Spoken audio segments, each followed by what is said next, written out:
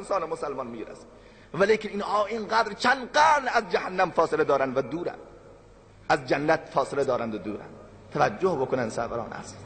رسول معظم اسلام روزی در محضر اصحاب سوال مطرح کرد که ای اصحاب من، همیشه شما سوال میکردید من جواب میدادم، امروز من سوال میکنم شما جواب بدید.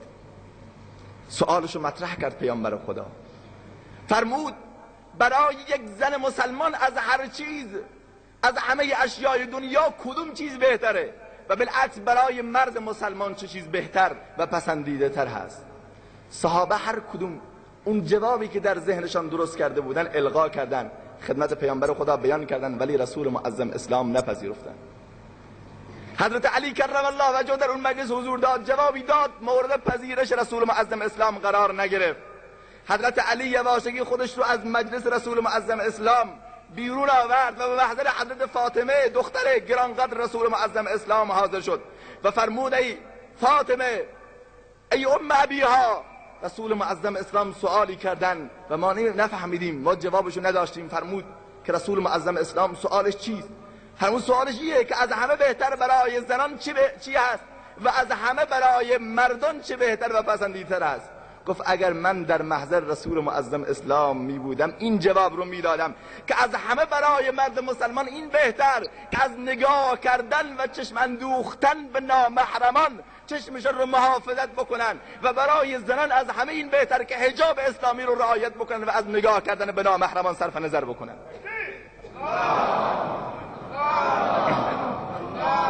حضرت علی فوراً جواب را گرفت و به محضر رسول معظم اسلام آورد. فرمود ای رسول خدا، جواب سوال شما این است. رسول معظم اسلام تبسم فرمودن و فرمودن ای علی، این جواب در ذهن تو نبود، راستشو بگو، این جواب رو از که گرفتی؟ سوال تو را چه کسی جواب داد؟ گفت واقعا واقعیت رو اگر میخواد بپرسید ای رسول خدا، دختر شما حضرت فاطمه، رسول معظم اسلام فرمود صدقت ابنتی فداها ابوها، دخترم فاطمه راست گفت، من محمد باباش فداش بشم. دخترم راست گفت، واقعیت رو دختر من گفت که از همه برای زن مسلمان و مرد مسلمان اینه که نفس شیطانی خودشون رو کنترل بکنه، نفس اماره رو تو چنگ قرار بده و خدای نکرده موجب اختلالات و بالاخره رذائل اخلاقی نشه. صلوات قرای نبی بفرمایید.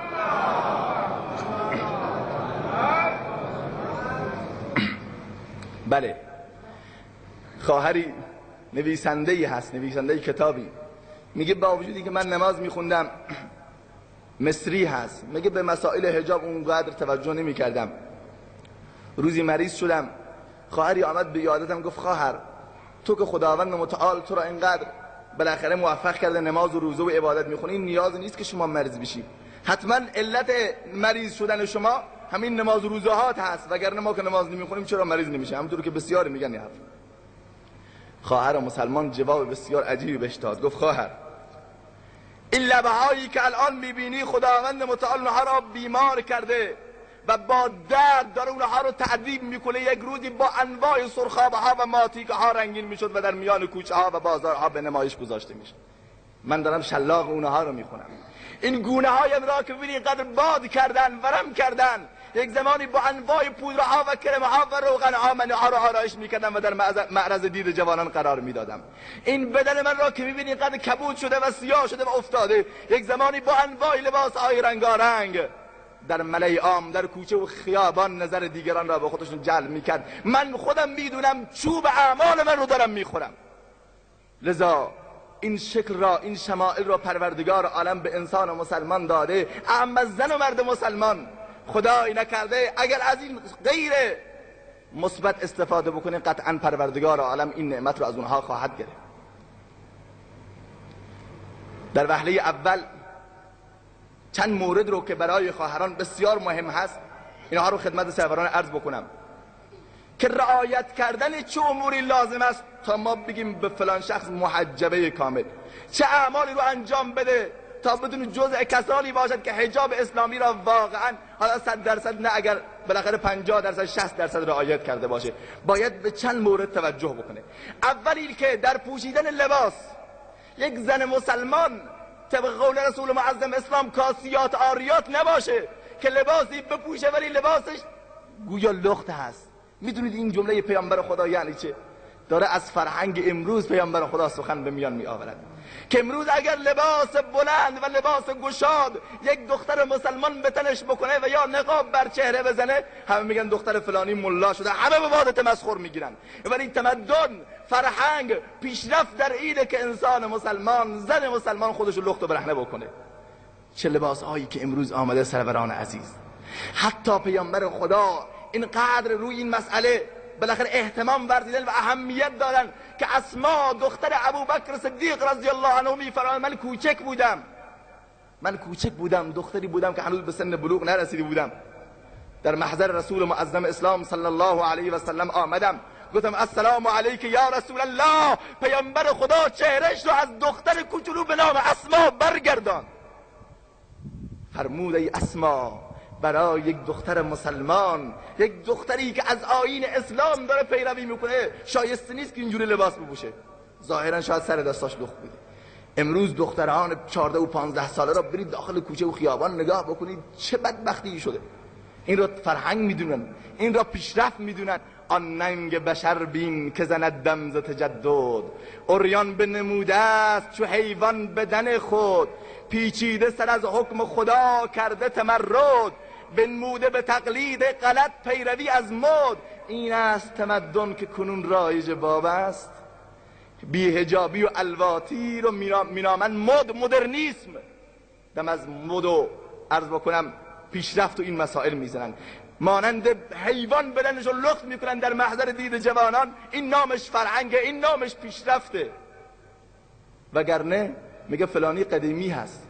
در وهله اول یک فرد مسلمان باید لباس خوب به تنش بکنه. یک زن مسلمان لباسی که تمامی فراز و نشیب بدنش رو مشخص نکنه.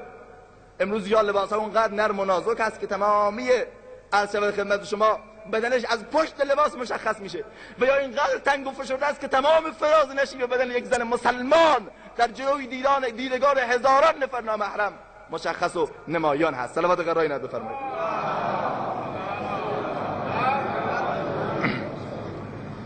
بله، چادر که به جای خودش. امروز چادر، حرف چادر رو نزن، خیلی واقعا جای تأسف هست.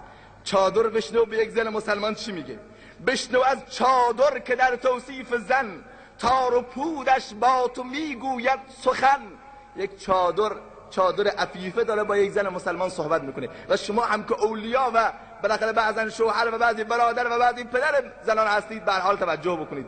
بشنو از چادر که در توصیف زن، تار و پودش با تو میگوید سخن. تار و پودم از شرافت تافته، تار و پودم از شرافت تافته، تا شرافت را به عصمت بافته. در کلاس حفظ تقوا و شرف، دختران درند چادر چون صدف. اینها درن، مرواریدن و چادر مانند صدف اونها رو در خودش جای داده که مبادا در مقابل سنگ قرار بگیره، به چیزی بخوره و اون نورانیت و درخشش از بین بره. در کلاس حفظ تقوا و شرف، دختران درند چادر چون صدف. بهترین سرمایه زن چادر است، زان که زیب و زینت زن چادر است. حفظ چادر در سرای اقتدار، دختران را هست تاج افتخار. حفظ چادر حفظ دین و مذهب است، حفظ چادر حفظ دین و مذهب است. شیوه ازواج پاک احمد است. کسی میخواد شیوه ازواج رسول معظم اسلام، ازواج مطهرات رو سرلوحی زندگیش قرار بده، حفظ چادر شیوه ازواج پاک احمد است.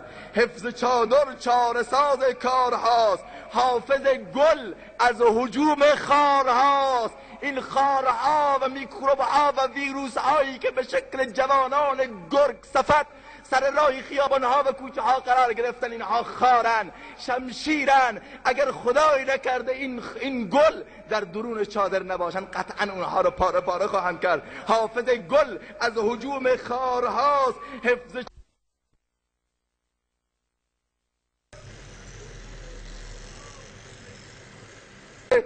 بالاخره در چند سال قبل در ایران ما یک زنی که بدون چادر باشه در خیابانها ظاهر نمیشد.